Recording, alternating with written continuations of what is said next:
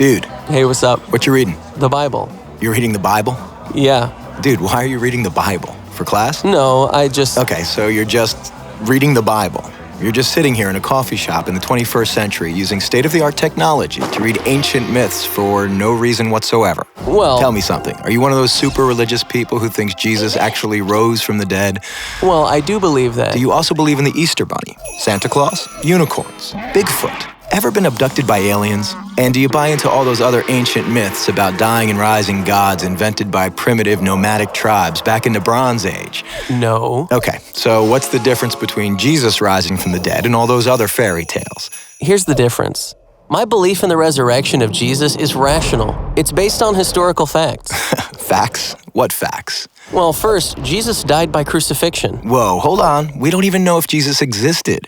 Why should I believe your facts? Well, because the 5 facts I'm going to give you are backed by so much historical evidence that most professional critical scholars who study the subject accept them as true. That includes skeptical atheist scholars.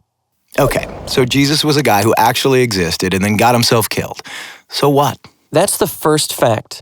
Second, his disciples were convinced that he rose from the dead and appeared to them. Third, Paul, a sworn enemy of the early Christians, suddenly became a Christian.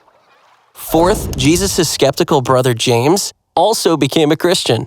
And fifth, the tomb where they put Jesus' body was empty. And those are well-established historical facts. Right, but you can't just leave it there.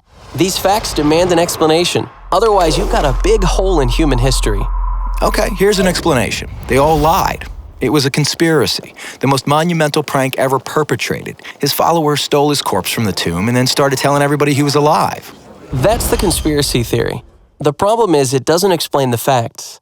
How do a few spineless fishermen, cringing in fear for their lives, subdue a bunch of well-armed, professional Roman guards, roll away a 2-ton stone, steal a body, then hide it from a city swarming with people trying to find it?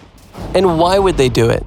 The disciples had absolutely nothing to gain by lying about Jesus' resurrection. In fact, they were persecuted, and we have good historical evidence that 5 of them were martyred because of their claim that Jesus rose from the dead. Apparently, not a single one of them ever recanted. People don't willingly die for something they know isn't true. They were there. They knew whether it was true or not. All right, another theory. The disciples thought they saw Jesus alive after he died, but it was just wishful thinking. They were stressed and just kind of hallucinated. The hallucination theory also lacks explanatory power. 500 witnesses saw Jesus at the same time, and the disciples touched him.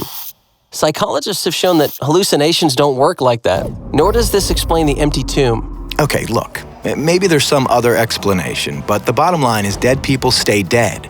Rising from the dead would be a supernatural event, a miracle, and science has proven that miracles don't happen. Oh, really? When did that happen? I don't know. I just kind of heard it somewhere. Science has not disproven miracles. In fact, that would be impossible.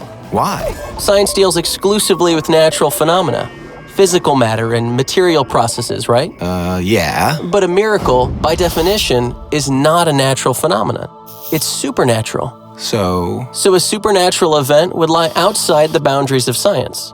It's logically impossible for science to throw out any hypothesis that lies outside its boundaries. why have I never heard this stuff before? I don't know. Maybe because it's scary? Scary. Yeah. As long as Jesus rising from the dead is just a fairy tale, like Santa Claus and unicorns, it doesn't threaten my little world. But if it's a fact, if he actually did rise from the dead, that's huge. It's a total game changer. And that's why it's so hard to think about it objectively. Whoa. Yeah. Big whoa.